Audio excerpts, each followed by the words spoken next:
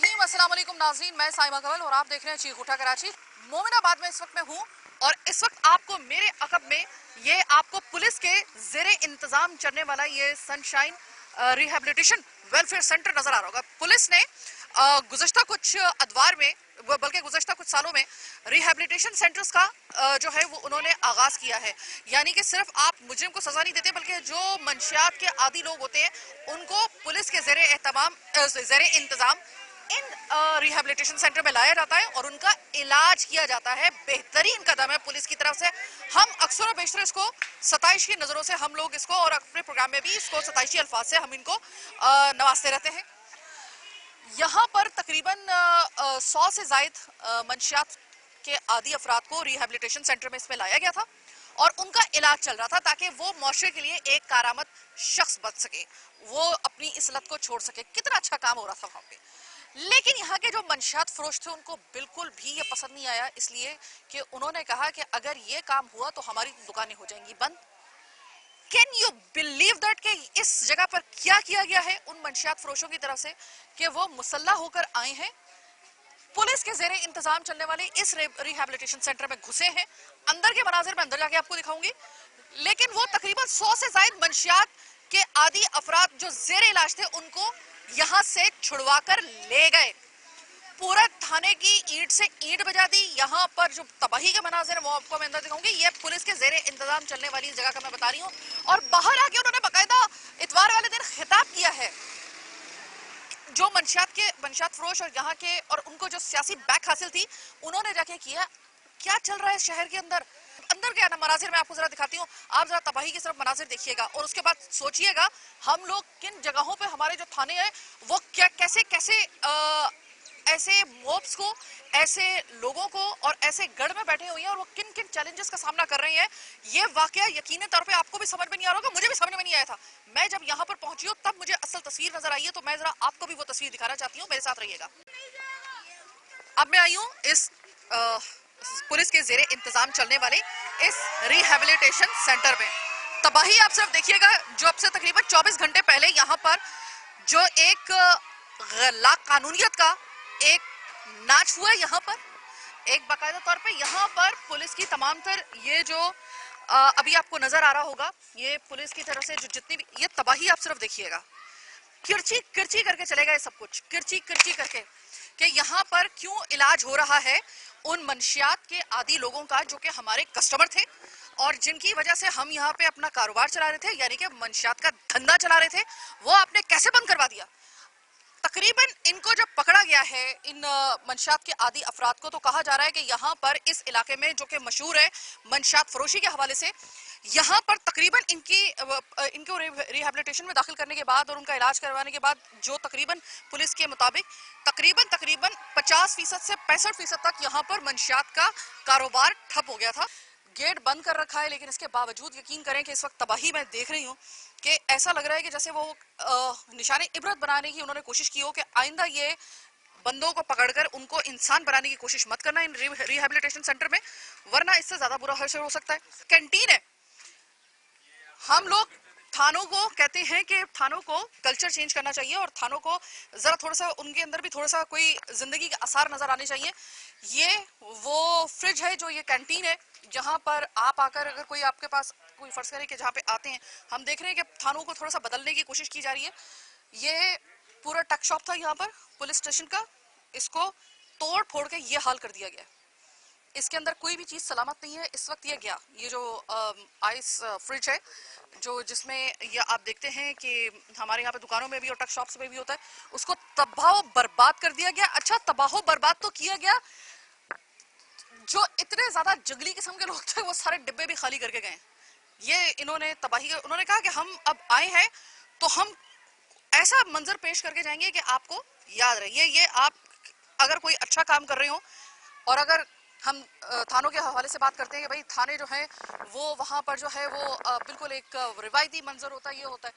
ये मंजर जो मैंने देखा है ना, ये मैंने अपने 10 साल के इस करियर में, 10-12 साल के इस करियर में मैंने नहीं देखा था इससे पहले कभी। अब ये सिर्फ देखिएगा, ये डीप फ्रीजर और इस डीप फ्रीजर को बर्बाद करके चले गए पूरे के पूरे। अब आपको कुछ नजर नहीं आऊगा, ये अगर आपको थोड़ा सा नजर आ रहा हो, ये जैसे कि वहाँ पे डिटॉक्स वार्ड, यहाँ पर इनके मरहला वार जो इनका इलाज हो रहा होता है, तो उनके पूरे वो जो है ना वो नंबर प्लेट, जो इसकी जो प्लेट्स हैं वो मेंशन कर रही है कि वो भाई किस हवाले से वहां पर काम हो रहा था। अब मैं आपको आगे लेके चलूं तो आपको पता चले।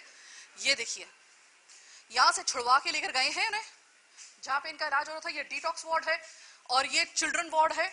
अभी अंदर की सिर्फ अगर मैं चाहूंगी कि अगर पुलिस मुझे जरा अंदर जाने की इजाजत दे ताकि मैं सही तरीके से दिखा सकूं। ये देखिए, यहाँ पे इनके इलाज हो रहे थे और यहाँ पर आप देखें कि ये पूरा का पूरा इस वक्त सिर्फ आप अंदर आके देखें, ऐसा लग रहा है जैसे गदर मचाओ। कितने लोग थे जो आए। अच्छा, किचन भी जरा देख लीजिए, इधर आइए जरा। ये इनकी रिहेबिलिटेशन सेंटर का ये किचन है और किचन के भी अच्छा बाकायदा तौर पे प्लेटें उठाकर फेंक फेंक कर तोड़ी गई हैं। और ये डिब्बा जो है चंदे का, जो यहाँ पर उसके लिए होता था, ये गालिबन ये है, हाँ, नशे के लिए जो आदि अफराद है उनके लिए चंदा किया जाता था कि ताकि उनके खाने पीने का जो इंतजाम किया जा सके। उसको भी खोल के और उसको भी अंदर से सब कुछ जो है वो लूट कर लेकर गए हैं। ये किसी और जगह पे नहीं हो रहा, ये पुलिस के जरिए इंतजाम चलने वाले इस रिहेबिलिटेशन में हो रहा है जो उनकी पूरी सिक्योरिटी के दरमियान में था। इधर आके देखिए, ये देखिए जहाँ पे जिन प्रातों में उनको खाना देते थे ये पड़ी हुई है। इधर चिल्ड्रन वार्ड है, यानी कि जो छोटी उम्र के बच्चे रिहेबिलिटेशन सेंटर में लाए जाते थे, ये उनका वार्ड था। और इसको भी इन्होंने तबाह बर्बाद करके रखा हुआ है। मतलब कोई एक चीज यहाँ पे उन्होंने छोड़ी नहीं है। किसी एक चीज को भी हम ये नहीं कह सकते कि उन्होंने कोई छोड़ दी हो कि भाई चलो यहाँ पे छोड़ो, इसको छोड़ देते हैं, इसको नहीं, कुछ नहीं छोड़ा उन्होंने। तबाह बर्बाद बिल्कुल आखिरी हद तक, जिस हद तक वो जा सकते थे वो गए हैं। राशिद भाई हमारे साथ हैं। राशिद भाई, क्या हालत कर दी है, ये मोब पूरा इकट्ठा हुआ है। अब अभी तक चीखो जो है ना, बाहर मोब दोबारा से इकट्ठा होना शुरू हो गया हमारी मौजूदगी में।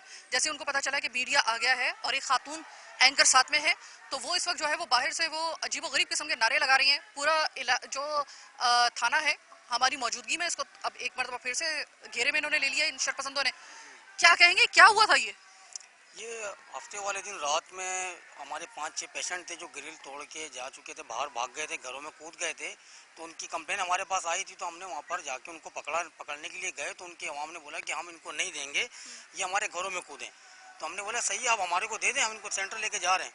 बोले नहीं, हम नहीं देंगे। फिर भी हम उनको 7-8 बंदों में से 3-4 बंदों को लेकर, मतलब वो जो नशा करने वाले अफराद हैं वो कह रहे हैं कि हमारे घरों में कूदे, अब ये हमारे हो गए और अब हम इनको नहीं देंगे। हम इनको नहीं देंगे अपना। तो फिर हम लोग जब वापस आ गए, तो वापस आने के बाद नहीं उन्होंने एहतजाज करना शुरू कर दिया। एहतजाज के आड़ के अंदर 100-150 बंदा, दरवाज़ा बीच का तोड़ा है बाकायदा, यहाँ पर कुंडी तोड़ दी थी उन्होंने। और 100-150 बंदा, यहाँ पर एक एएसआई था हमारा अकील, उसको तशद्दुद किया, हिरासा किया। एक पीसी था हमारा। मॉब में तकरीबन कितने लगभग वो लोग होंगे जो जितना 150-200 बंदा था। 150-200 बंदा, तो इससे ज्यादा तो इस वक्त बाहर खड़ा हुआ है जी अभी वो खड़े हैं, मगर इससे भी ज़्यादा लोग थे। अब एक एएसआई यहाँ पर सेंटर के गेट के ऊपर बैठा हुआ, वो क्या करता है 150-200 बंदों का। तो इस वजह से फिर वो अंदर आए और यहाँ पर लेके चाबी छीनी उनसे। चाबी छीनने के बाद 117 पेशेंटों को उन्होंने बोला जाओ तुम लोग आज़ाद हो यहाँ से, अब जो तुम्हें करना है करो। तो ऐसे उनको यहाँ से। ये कौन जाहिल लोग थे कि जिन्होंने नशा करने वाले अफराद को बजाय ये कि आपको वापस हैंडओवर करते कि यहाँ पर उनका इलाज किया जाए, वो कह रहे हैं कि अब तुम जो चाहे करो, तुम आज़ाद हो और अब जो नशा करना है, जो चोरी करनी है, जो डाके डालने वो डालो। ये कौन जाहिल लोग थे? ये सारे मंशियात फरोश लोग हैं जिनके यहाँ पर कारोबार चलते हैं। फरीद कॉलोनी, ये अपना फ़कीर कॉलोनी, परेशान चौक, यहाँ पर जहाँ पर भी आप मूव करेंगी आपको यहीं पर ये सारे के सारे मालखोर बेचने वाले मिलेंगे आपको। यहाँ पर ये सब बेचते हैं इनको। आइए सामने, ये सामने जो मुझे आपका ऑफिस नजर आ रहा है, ये पूरा का पूरा ये किरची किरची ये भी मुझे नजर आ रहा है। जी जी, यहाँ पर सभी अंदर घुसे थे ये लोग, और घुसने के बाद उन्होंने सब तोड़ फोड़ कर दी थी। यहाँ पर तोड़ फोड़ कर दी थी, ऑफिस के अंदर घुस गए थे, एक कुर्सी नहीं छोड़ी। फिर जिन लोगों के पास जो जो चीज़ें आती रही हैं वो लोग सामान उठा के लेके जाते थे। उन्होंने सारा सामान यहाँ से लेके चले गए। एलईडी यहाँ पर लगे हुए थे, यहाँ पर मरीजों के लिए हमने लगाए हुए थे कि यहाँ पर वो लोग अपना टाइम पास करने के लिए यहाँ पर एलईडी न्यूज़ वगैरह पे देखते थे ये लोग। तो वो तक इन लोगों ने तोड़ दिए। यहाँ पर हमारी मोबाइल खड़ी हुई थी, ये मोबाइल के शीशे विशे तोड़े। ये मोबाइल के आप सिर्फ शीशे देखें, शरपसंदी और मोब अटैक इसको कहते हैं। तो ये तो इतना एक हार्डकोर क्राइम है, इसके ऊपर तो होनी चाहिए वो वाली कार्रवाई कि यहाँ पे मुझे एक बंदा नजर ना आए बाहर। यहाँ पर अभी भी वो नॉमिनेटेड लोग जो कि उसमें हैं वो खड़े हुए हैं बाहर, और उनकी जो सरपरस्ती में यहाँ पे तकरीबन 200 से ज्यादा लोग जो हैं वो हमारे थाने को घेरे में। हमें नहीं पता हम वापस कैसे जाएंगे। जी जी, यही है कि अभी अगर आप जाएंगे तो ये लोग आप लोगों के ऊपर पथराव भी कर सकते हैं। और अभी अंसारी साहब हमारे आए हुए हैं, तो अभी ये कि कोशिश करेंगे कि अपनी देखे कि हमें अब अल्लाह का नाम लेके हम जा रहे हैं बाहर। वो मोब जिससे सब डरते हैं, मैं उस मोब में अपनी टीम के साथ जा रही हूँ पथराव हो सकता है, हम लोगों को नुकसान पहुंचाया जा सकता है, जो भी होता है। जरा देखते तो हैं ये कौन है कि जो कानून को अपने हाथ में ले रहे हैं और उतने धड़ल्ले से, और कानून के सामने कानून पर ही अटैक हो रहा है। अगर ये कानून अपने आप को उसके ऊपर कर सकते हैं तो सोचिए कि जो कानून के अलावा जो आम लोग होंगे, जो बेचारे आम लोग होंगे, उनके साथ क्या होता होगा। अब हम जा रहे हैं अल्लाह का नाम लेकर बाहर मेरी टीम के साथ। उम्मीद है कि मेरी टीम का हौसला नहीं टूटा होगा, या वो जो है वो मेरी तरह किसी किस्म के खौफ का शिकार नहीं होगी। बाहर चलते ही देखते हैं कि ये कितना बड़ा ये मोब है और ये क्या कर लेंगे, मैक्सिमम ये क्या कर सकते हैं। हम भी जरा जाके देखते हैं इनका क्या मौके पे, जरा थोड़ा सा उनका मौके भी जाने की कोशिश करते हैं कि एक काम हो रहा है, आप उसके एंटी क्यों है और ये इतने नारेबाजी कर रहे हैं, क्यों कर रहे हैं। अब हम जान जोखों में डाल के इस वक्त इन गलियों में निकले हैं जहां पर नशा करने वाले अफराद भी हैं और मंशात फरोश भी, और यहाँ से लग रहे हैं नारे कि ये बंद किया जाए और नशात करने इस्तेमाल करने वालों को उनकी जिंदगी जीने दी जाए, यानी कि नशा करने दिया जाए, और ये रिहेबिलिटेशन बंद किया जाए। जो पुलिस के ज़ेरे इंतजाम चल रहा है इसको बंद किया जाए, इसलिए क्योंकि यहाँ पर इनके धंधे चौपट हो रहे हैं। मैं उसी जगह पे निकल के आई हूँ अपनी टीम के साथ। अल्लाह मालिक है, पुलिस हमारे साथ है वैसे तो, लेकिन इस वक्त खुद अंडर अटैक है। तो ऐसे में ये मैं लोगों से पूछना चाहती हूँ क्या मसला है। अगर कोई इंसान वो सही हालत में अगर नशा छोड़ के अगर सही हालत में अपनी जिंदगी गुजारेगा तो उसमें क्या मसला है। गलत काम हो रहा है, अगर किसी मंशियात का यहाँ पे इलाज हो रहा है, मंशियात फरोश जो इस्तेमाल करने वाले हैं उनका अगर यहाँ पे कोई हो रहा है तो आपको लगता है गलत काम हो रहा है। नहीं, मैंने खुद यहाँ पर इलाज किया है। अच्छा, तुमने खुद इलाज किया, कब? मैंने खुद यहाँ इलाज किया, 6 महीने इलाज किया मैंने। तो उससे पहले तुम्हारी क्या हालत होती थी और अब उसके बाद क्या फायदा हुआ तुम्हें? बहुत बेहतर हो गया अभी। अब इंसान की दुनिया में लग रहे हो ना, अब दुनिया लग रही है वो तुम्हारे नशे की लत खत्म करवाने के बाद। तो फिर मुझे बताओ कि इसको खत्म करवाना यहाँ पे क्यों लोग चाह रहे हैं, ये जो कह रहे हैं। और फिर मैं उनसे बात करने के लिए आ रहा हूँ, मुझसे बात नहीं कर रहे। कौन लोग हैं ये वो फहीम भाई है, कोई फहीम भाई। हाँ। जी वही है, उनके जरिए सारा काम हो रहा है। भाई आपको लग रहा है कि क्या यहाँ पे इलाज हो रहा है मंशात फरोशों सॉरी मंशात के आदि लोगों का, आपको लग रहा है कोई गलत काम हो रहा है यहाँ पर, अगर उनको एक जानवर से एक इंसान बनाया जा रहा है यहाँ पर? हमने खुद इधर इलाज किया, 3 महीने का इलाज किया। अभी हमारा 6वां महीना चल रहा है, हम खिदमत में चल रहे हैं। इधर इलाज हो रहा है, रोटियाँ सब कुछ मिल रहा है, पानी मिल रहा है, मीठा पानी, कारा पानी सब मिल रहा है। तो फिर कौन लोग हैं कि जो कि इसकी मुखालफत कर रहे हैं और जाके इसमें तोड़ फोड़ कर रहे हैं, छुड़वा के लेके चले गए, कौन है? वो गलत लोग हैं। गलत लोग हैं, बिल्कुल गलत है। और वो कहाँ चले गए? वो पूरे जत्थे की सूरत में आए थे, पता नहीं नजर नहीं आ रहे, पता नहीं कहाँ चले गए। जब मैं आई हूँ उनसे बात करने के वो मंशियात बेचने वाले चले गए, भाग गए इधर से। अभी सामने आने चाहिए ना। एक बात बताओ, इलाज कराने के बाद और इलाज कराने से पहले जब तुम नशा करते थे क्या फर्क आया तुम्हारी जिंदगी के अंदर? बहुत फर्क आया, सही हो गया, रिश्ते भी देगा, भरोसा भी बन गया हमारा माँ बाप हमारे ऊपर भरोसा भी करेगा। पहले तो भरोसा नहीं था, जब घर पे जाते थे किसी के घर पे बोलता था मोबाइल छुपाओ, पोड्री आ गया। और अब माशाल्लाह सही है, बहुत सही चल रहा है। जिंदगी नजर आना शुरू हुई है, इस दुनिया में नजर आना शुरू है कि ये है दुनिया असल वाली, और मैं एक जहन्नुम में था। थोड़ा फर्क पता चला? बिल्कुल फर्क चले। तो ये जो कर रहे हैं इसके खिलाफ का जो है वो मतलब तोड़ फोड़ कर रहे हैं, छुड़वा के लेके चले गए। जो जेरे इलाज जहाँ पर नशई लोग थे उनको छुड़वा के लेके चले गए हैं। ये इस कदम को क्या कहोगे? ये तो माशरे से दुश्मनी नहीं है एक तरीके से? ये लोग अभी जाएगा नशे करेगा, नशेयों का अड्डा बन हो गया इस वजह से ना। इन लोगों ने ये तोड़ फोड़ किया, नशे बिकेगा, सामान चुराएगा, ये नशे करेगा, फिर उससे फिर इस वजह से। बहुत शुक्रिया, और अल्लाह ताला आपको इस्तकामत अदा करे। भाई ये बताएं, इधर मंशियात जो इस्तेमाल करने वाले हैं ना, उनका इलाज होता है, इसके ऊपर हमला कर दिया कि भाई उनको छुड़वा के लेके चले गए, जिनका इलाज हो रहा था उनको वापस उसी अंधेरे में लेकर चले गए, उनको वापस जानवर बनाने की कोशिश की जा रही है। क्या आपको लगता है कि जो यहाँ पर तोड़ फोड़ की गई, कौन लोग थे और उनका ये कदम आपको लगता है कि वो गलत था या सही था? क्या कहोगे? गलत था। गलत था। आपको क्या लगता है? गलत था। थे ना, वो वहाँ से भाग रहे थे, तो उनको तो नहीं पता हम कहाँ जा रहे हैं, वो उनके किसी के घर पे घुस गए। ये जो मामलात थे ये पीछे आबादी है, यहाँ पर इन्होंने ये डिस्पेंसरी बनाई, ये अवामी डिस्पेंसरी है, अवामी पब्लिक की प्रॉपर्टी है। इन्होंने स्टार्टिंग में यहाँ पर अवाम के आगे फरियादें की, भाई हम यहाँ नशोइयों का इलाज करेंगे फी सबीलिल्लाह, ठीक है। उसके बाद यहाँ पर सर आपका नाम क्या है? फहीम शहजाद। अच्छा, आपका जिक्र वैसे हुआ था अभी, ठीक है। फ़हीम शहजाद नाम है मेरा। इन्होंने यहाँ पर आवाम के आगे फरियादें की, इलाके के लोगों ने कहा बहुत अच्छा काम करेंगे, लेकिन यहाँ पर आने के बाद इन्होंने 15-15, 20-20 हज़ार रुपये फ़ीस मुकर्रर की लोगों पर। यहाँ की गरीब आवाम अगर किसी का बच्चा नशा करता है वो देने के काबिल नहीं है, और बिल्कुल सबूत के साथ, तो हर चीज़ प्रूफ के साथ देंगे। उसके बाद अगर आवाम इस जगह के ऊपर आई है तो इन्होंने अंदर जो लोग इन्होंने कैदी रखे हुए थे उन पर तशद्दुद किया, फिर उनको संभाल नहीं सके, उनको फिर रोज रातों को अपने लोगों के घरों में उतारते थे। वो लोगों के घरों से बैटरियां, पंखे, मोटर, कोई चीज भी मिलती थी वो यहाँ ला के जमा करते थे।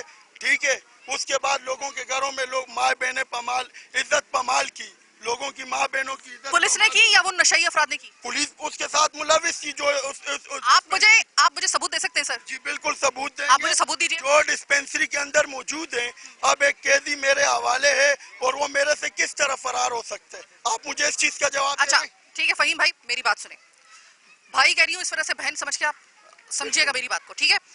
फ़हीम भाई आप कह रहे हैं कि यहाँ पे ये रिहैबिलिटेशन सेंटर 15 से 20 हज़ार रुपए रह रहा है। आप पहले तो मुझे इस चीज़ का सबूत दे दें कि कोई बता दे मुझे कि 20 हज़ार ले रहा है। ठीक है, सही है। अगर 20 हज़ार ले भी रहा है ना और एक बंदा जो है उसको वो ठीक करके दे रहे हैं, मैं कहती हूँ कि अगर माँ बाप को अपनी जायदाद बेचकर भी अपने एक बच्चे को वापस उसको इंसान बनाना पड़े ना नशे की उस लत से, तो मैं कहती हूँ वो भी कम है।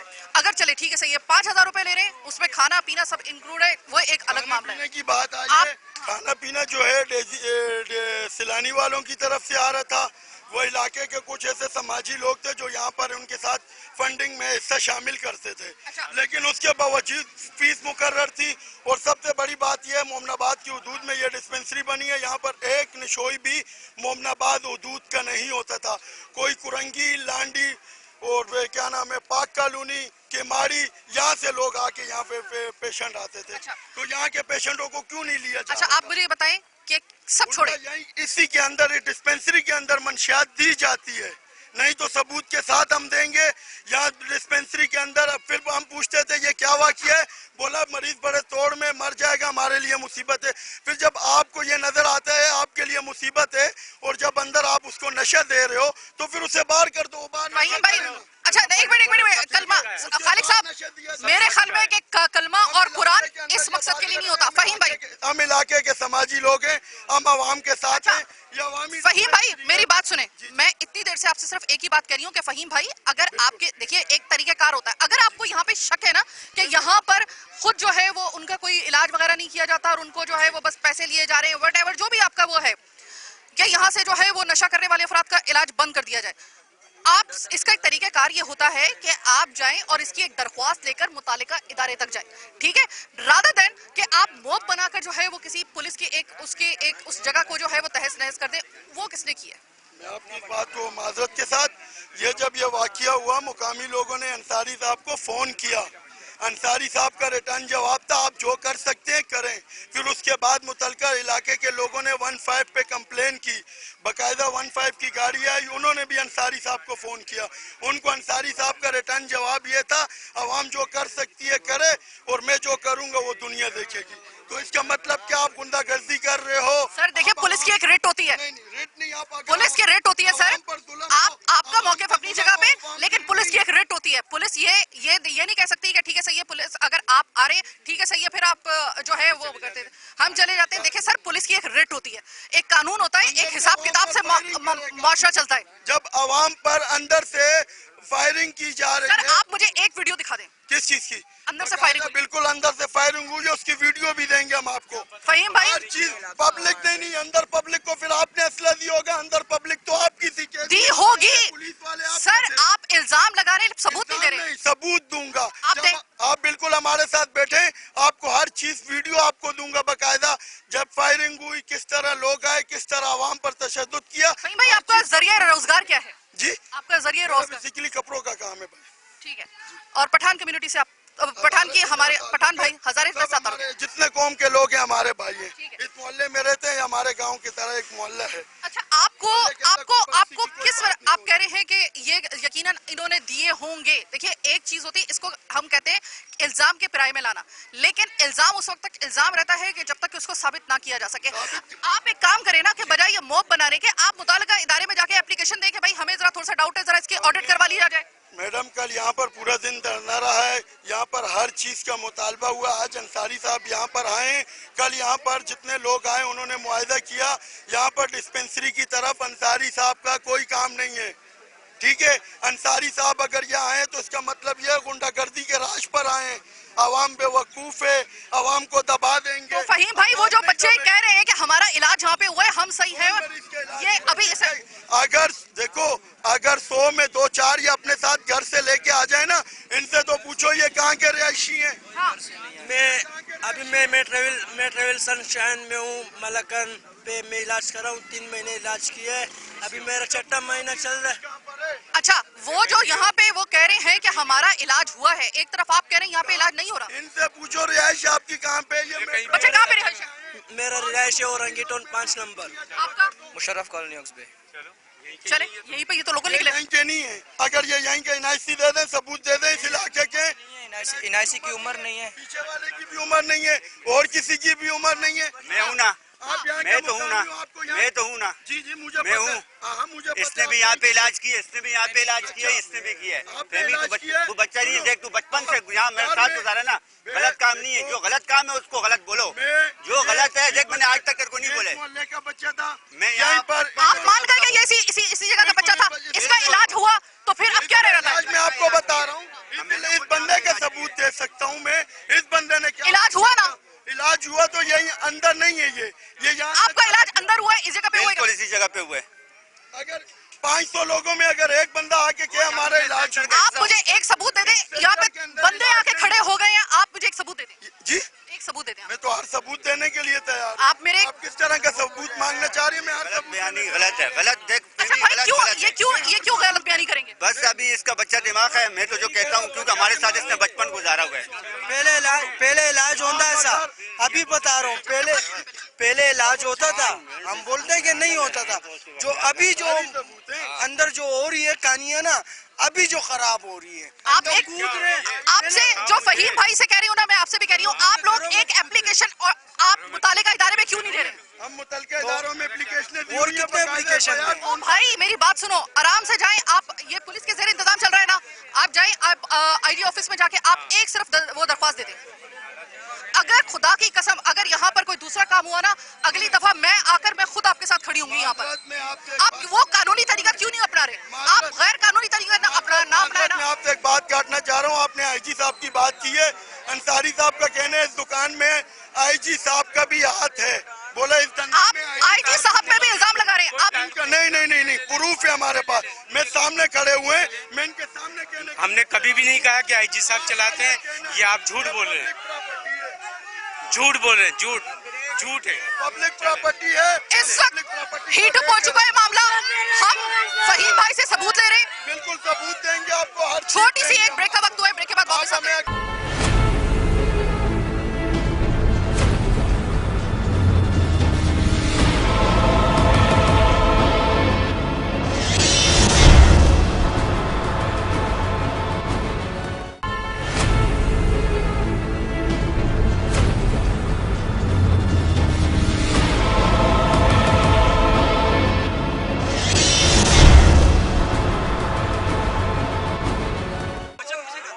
तस्वीर का एक रुख ये भी देख लीजिए आप कि मैं यहाँ पर इस वक्त उसी रिहैबिलिटेशन सेंटर के खिलाफ एक मोब इकट्ठा हुआ है जो कि यहाँ पे एहतजाज कर रहा है। जरा एहतजाज के मैं आपको मनाजिर आपको कुछ दिखा दूं, जरा दिखाइएगा। टिपिकल जो एहतजाज होता है वो उसके आपको मैं मनाजिर दिखा दूं। यहाँ पे बहुत बड़ी तादाद में लोग भी निकले हुए हैं। के परसों इन्होंने अंधाधुंध फायरिंग की लोगों के ऊपर, उसके बाद आवाम निकली है, उन्होंने पूछा है, इन्होंने स्ट्रेट फायरिंग की। ये सवाल जब मैंने उनसे किया, उन्होंने कहा है कि उन्होंने चूंकि मुश्ताइल अफराद को मॉब की सूरत में मुश्ताइल करके हमारे सामने खड़ा किया था, तो पुलिस का ये फर्ज बनता है और उसका ये हक है कि वो जाके फायरिंग करे। ये पुलिस का हक बनता है मैडम, ये पुलिस का हक बनता है, ये अमले का हक नहीं बनता। जो तो पुलिस का अमला जो है वो पुलिस के अंडर तो काम कर रहा है। नहीं, ये पुलिस का अमला नहीं काम कर रहा है, वहाँ पे प्राइवेट लोग हैं, सारे टोटली प्राइवेट लोग हैं। मालाकांड इनका जो दूसरा सेंटर है रिहेबिलिटेशन सेंटर, मालाकांड से इन्होंने 10 से 15 बंदे यहाँ बुला के रखे हैं जिनका काम है मारपीट। मुसल्ला अफराद है इसके साथ। ये जो आपने इसके साथ बैठे हुए देखे, इनकी हिस्ट्री आप मंगवाएं, इनमें कौन सा बंदा पुलिस वाला है। अगर ये पुलिस वाला है तो इस सिविल में क्यों आया? इतनी लाकानूनियत है कि एक पुलिस वाला ड्यूटी देने के लिए बगैर वर्दी के लिए आया। इस तरह ये आप देख ले कैमरे में दिखा है, ये वो मरीज है, भाई कैमरे की तरफ करो ये मोबाइल। मरीज है, ये मरीजों को किस तरह मारा है, सब्र करो। ये देखो ये मरीज जो भागे हैं, मारा कैसे इन लोगों ये को मारते कैसे देखें अभी इनके जख्म के निशान देखें, ये जख्म के निशान देखें। इतना बेदर्दी से मारते हैं ये आपके देखें, पास क्या सबूत है कि ये उन्होंने किया है या खुद उन्होंने ये वहाँ से भाग के लोगों के घरों में घुसे हैं, हमारे घरों में आए। ये सच बोल रहे हैं, इसके आपके पास क्या सबूत है? तो ये आपके सामने है ना, सामने ये मरीज है, उस अस्पताल के मरीज है ये अब तस्वीर का मैंने आपको कहा है कि बात दोनों तरफ पलड़ों की सुननी चाहिए। कभी भी एक तरफ की हम लोग मौक़िफ़ इख्तियार नहीं करते, इसी वजह से कोशिश ये होती है कि बैलेंस चूंकि रखना जरूरी होता है। इनका ये मौक़िफ़ है कि यहाँ पर इनका ये मौक़िफ़ है, आई एम सॉरी, मुझे जरा थोड़ा सा अपना लाउड बोलना पड़ रहा है क्योंकि मुंह बहुत ज्यादा है। इनका ये मौक़िफ़ है कि इधर जो है वो इलाज के नाम पे ये पहले डिस्पेंसरी की जगह थी और डिस्पेंसरी की जगह पे इन्होंने रिहैबिलिटेशन सेंटर पुलिस ने बनाया है और यहाँ पर जो है वो मरीजों को ज्यादा कोऑप किया जाता है। सेंटर पुलिस ने नहीं बनाया, ये हम अहले इलाका के लोग हैं, ये हम लोगों ने बनाया है। SHO मोमिनाबाद उस टाइम मोमिनाबाद थाने में तैनात हुए थे, इन्होंने हम इलाका मकीनों के साथ मिलके, ये मंशियात का घर था, यहाँ पे लोग मंशियात बेचते थे और कचरा कुंडी थी 40 साल। मेरा नाम शकील तनोली है, मैं सर इस पूरे इलाके में हर बच्चे को पता है, संगे बुनियाद रखने वाला शख्स मैं आपका भाई आपके सामने खड़ा हूँ। अंसारी साहब के साथ मिलके हमने ये कदम उठाया। अंसारी साहब ने हमें कहा कि हम आपके साथ मिलके इसको एक अच्छी शक्ल देंगे, आप लोगों ने चलाना है। आज मैं इस थाने में हूँ, कल मैं किसी और थाने में हूँ। हमें नहीं पता था कि अंसारी साहब हमारे साथ दगा कर रहे हैं, हमारे साथ फ्रॉड कर रहे हैं, कि इन्होंने अंदर सिर्फ एक सवाल का जवाब दे दें। अभी मैंने देखा आप लोगों ने एक रिक्शे को रोका पूरे मोब ने और उसको जाके है अपने ज़दोकोप करना शुरू कर दिया। जी बिल्कुल हुआ, ये तो देखे ना अवाम, अब जो वहाँ पे हुआ आपको ये अमल सही लग रहा है? आप इस अमल को फेवर कर रहे हैं? आप इस अमल को फेवर कर रहे हैं? मैं नहीं कर, नहीं सॉरी, मेरी आप पूरी बात सुने कि आज अंसारी साहब ने जो काम किया है, अभी हमारी AC साहब से, DC साहब से, SP साहब से मुलाकात हुई, SHO साहब आ गए, इनसे मुलाकात हुई। कल तक का टाइम था कि ना SHO साहब यहाँ पे आएंगे ना हमारी तरफ से कुछ होगा। आप बताएं कि आया कि अभी 2 घंटे नहीं गुजरे, SHO साहब का, अंसारी साहब का ये काम बनता है आके गेट खोल के ओपन हो गए लोगों के सामने पांव पे पांव रख के बैठ जाना, ये इश्तियाल अंगेजी है या नहीं? आप बता दें। चले हम रॉन्ग है, हमने माना हमारी ये गलती, हमने रोड बंद किया, आप ये बताएं कि अंसारी साहब की ये गलती। इस मसले को टैकल करने के लिए आला हुकाम जो पुलिस के हैं उनकी इस वक्त हम लोग कह रहे हैं कि आइए इस मामले को करिए, वरना ये इलाका बैटलफील्ड बन जाएगा, मैदान जंग बैटलफील्ड होगी यहाँ पे। अंसारी साहब को फिल फॉर यहाँ से जाने का हिदायत मिले ताकि वो जाएंगे, ये आवाम अपने अपने घरों में जाएगी। और आप पे मुझसे वादा करेंगे दोबारा किसी रिक्शे वाले को या किसी को यहाँ पे तशद्दुद का निशाना नहीं ये बनेगा। चले जाएं उठ के, इंशाल्लाह यहाँ पे कुछ नहीं होगा। सर रिक्शे वाले का तो कसूर नहीं है, या कोई आ रहा है यहाँ से गुजर रहा है उसका तो कसूर नहीं शीशा है। टूटा, किसी का शीशा टूटा। सर मेरे सामने मोब ने उसको सर मैं तशद्दुद अभी का निशाना बनाया है। ऑन आपके कैमरे के सामने कह रहा हूँ, किसी का शीशा टूटा, किसी को थप्पड़ लगा, हम जिम्मेदार।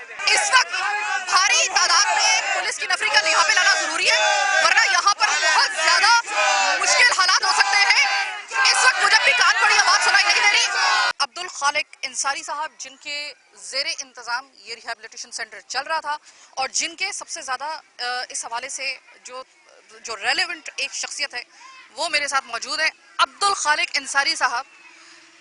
सर मेरे अंदाजे से ज्यादा तबाही मचा के गए, कितने तकरीबन लोग थे और ये किस तरीके से आए हैं? ये पूरा जत्थे की सूरत में आई है, मोब की सूरत में आई है, क्योंकि ये तो जो है वो किसी थोड़े बहुत लोगों का काम नहीं लग रहा है, ये तो पूरा जत्था जैसे लग रहा है कि उन्होंने कोई कार्रवाई की हो।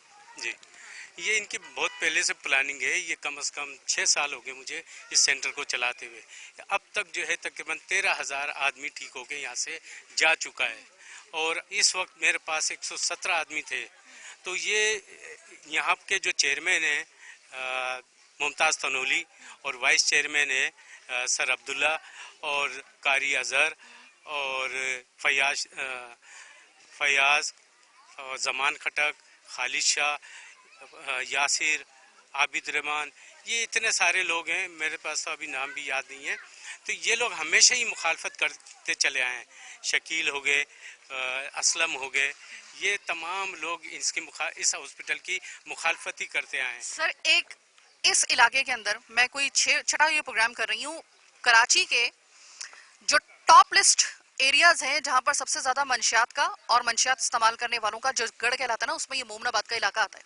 सर बजाय ये कि वो इस बात पे शुक्रिया अदा करें कि इस इलाके को मंशियात से पाक करने के लिए आप रिहेबिलिटेशन, आप यहाँ पर कोई दूसरा कोई मरकज नहीं चला रहे, आप उनको एक जानवर से एक इंसान बनाने के लिए रिहेबिलिटेशन सेंटर में उन मंशियात का इस्तेमाल करने वालों को लाए हैं। किसी को क्या एतराज हो सकता है? उनके लिए तो ये एक ब्लेसिंग होनी चाहिए, वो उल्टा इसके खिलाफ आ रहे हैं। क्या वजह? कोई सियासी बैक है उनको? क्या है उसकी सियासी बेक यही है, जैसे मुमताज़ तनोली है, वो कहते हैं कि यहाँ पर मुझे दफ्तर बनाने दो, जबकि इन्होंने मुझे प्रेशर कराया डीसी से। अहमद साहब थे डीसी, उनसे प्रेशर कराया, उन्होंने मुझे बुलाया, उन्होंने मुझसे पूछा तुम्हारे पास क्या प्रूफ है क्या नहीं है। ये सारा सियासी तौर पे सारा मामला चल रहे हैं। मुमताज़ तनोली चाहता है कि मैं यहाँ पर कमर्शियल एक्टिविटीज़ करूँ, ये यहाँ पर ज़मीन पर कब्ज़ा करना चाहता है। ये जो कुछ भी ये सारे प्लानिंग से इस सेंटर को इन्होंने बर्बाद किया है कि ताकि ये टूट फूट जाए और हम यहाँ पर कमर्शियल बना लें। ये 20 साल से कहाँ सोए हुए थे, 25 साल से कहाँ सोए हुए थे, जब ये कचरा कुंडी था, जब ये खुद भी वाइस चेयरमैन थे इसी इलाके के। इन्होंने उस वक्त कुछ नहीं किया। जब मैंने खाली करा लिया, मैंने जो नशई थे, नशइयों के अंडर में उन्हीं को कैद करके और उन्हीं का इलाज शुरू कर दिया, तो इनको तकलीफ हो रही है। इनको तकलीफ सिर्फ इसी बात की है कि ये यहाँ पर कब्जा करना चाहते हैं, जो खुले लफ्ज़ों में, क्योंकि ये अभी तक मीडिया पे मैंने नहीं बताया था, अब मैं मीडिया पे बता रहा हूँ कि ये इस जगह पे कब्जा करना चाहते हैं। सर उसके बाद मैंने सुना है कि कुछ मंजर यूं था कि एक तो उन्होंने आपकी तोड़ फोड़ कर दी पूरा। देखिए अगर देखा जाए तो ये एक कानूनी एक तमाम तर जो है वो प्रेमिसेस है, एक पुलिस के अंडर चलने वाला एक प्रेमिसेस है। इसके अंदर जाकर इस तरीके से तबाही करना, ये तो खुद इटसेल्फ एक बहुत बड़ा कानून शिकन एक कदम है जो उनकी तरफ से उठाया गया है। उस पर वो बाहर आके सुना है कि उन्होंने खिताबत शुरू कर दी थी यहाँ पर इसके खिलाफ, पुलिस के खिलाफ। हाँ, बस वो वही यही था कि अब हम रिहैब सेंटर बनने नहीं देंगे। अब मुझे बताएं, 12,000 आदमी ठीक होके जा चुका है, तो उनके घर वाले हमें दुआएं देते हैं ना, इन्हें क्या देते हैं? इन्हें तो बददुआएं देते हैं। तो ये तो अपनी जगह पे जो है ना, ये कब्र खोद रहे हैं अपनी। अच्छा, ये जहन्नम हासिल कर रहे हैं। अब्दुल खालिद साहब ये बताइएगा कि जैसे कि मैंने आपको बताया कि मैं तकरीबन 5 से 6 प्रोग्राम हम इसी हवाले से, नशे के अफराद के हवाले से, और ये सिर्फ कुली तौर पे नशे के अफराद के हवाले से ही हमने किए थे। आज से तकरीबन 3 सालों के दरमियान, 3.5 सालों के दरमियान ये कोई हमारे इस तरीके से प्रोग्राम्स हुए थे इसी इलाकों में। सर जब भी हम लोग कोई प्रोग्राम करते थे तो जब नशे के अफराद पकड़े जाते थे तो कहा जाता था कि भाई इसी सनशाइन में इनको जो है वो दाखिल करवाया जाए ताकि वो एक मुआशरे का बेहतर फर्द बन के बाहर आए।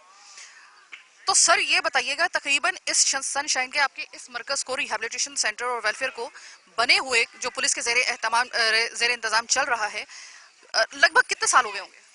देखिए, पहले तो एक बात ये क्लियर कर दूं कि पुलिस के ज़ेर एहतमाम ये नहीं है।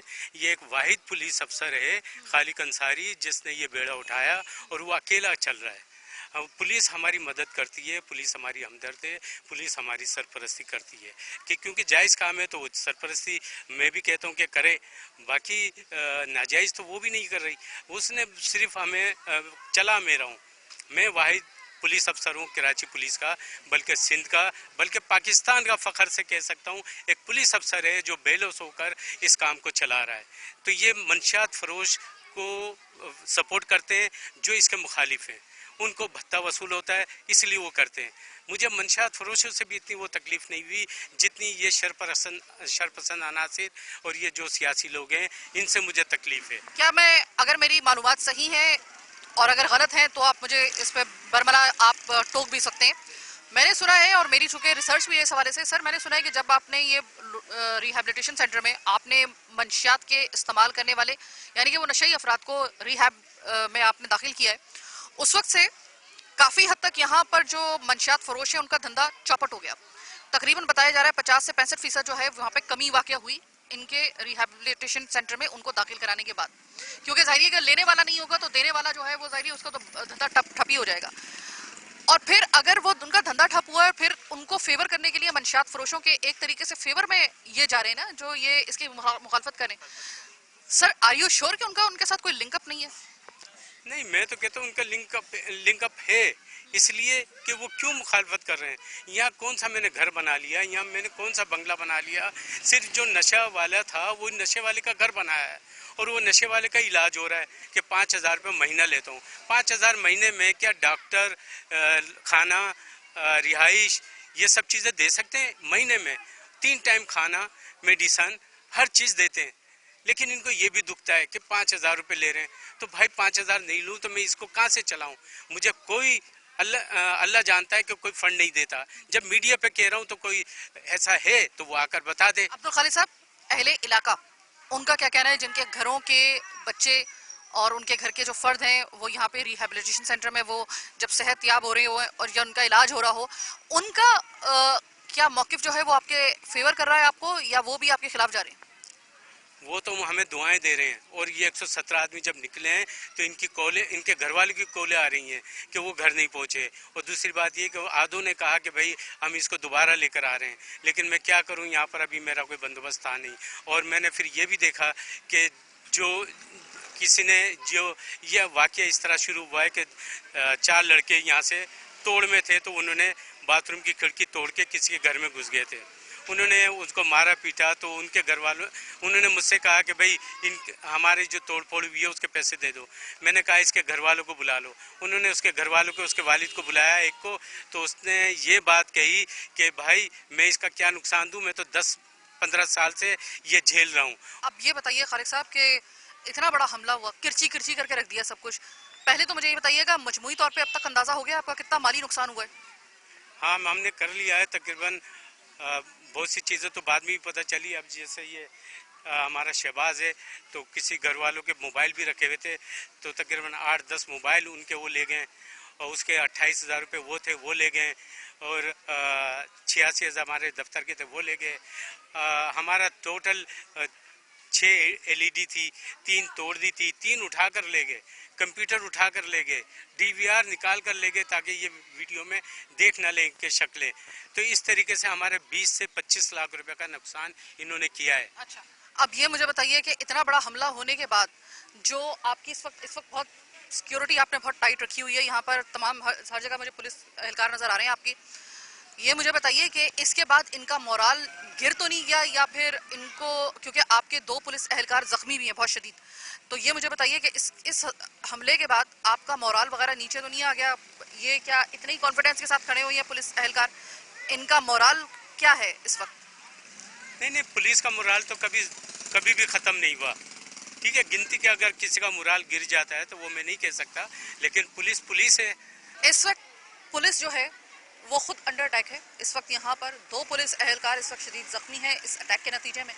अफसोस की बात ये कि इस वक्त होना तो ये चाहिए था कि ऐसी उनके खिलाफ कार्रवाई होती। रिहेबिलिटेशन सेंटर क्या होता है, आप इसका अंदाजा उन लोगों का होगा जिनके घर के कोई ना कोई शख्स जो है वो मंशियात का आदी है।